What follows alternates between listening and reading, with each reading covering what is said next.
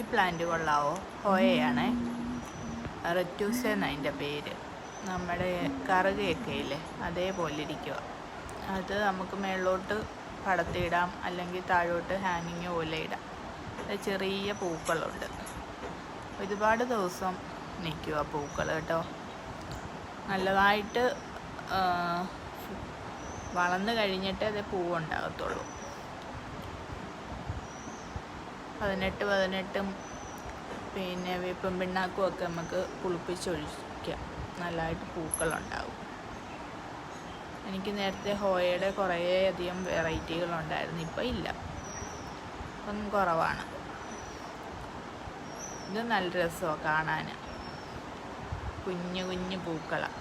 ഒരുപാട് കൊലയായിട്ടൊന്നുമില്ല, അങ്ങും ഇഞ്ഞും കുറച്ചായിട്ട് പൂക്കളുണ്ട്. നല്ലൊരു പ്ലാന്റാണ്.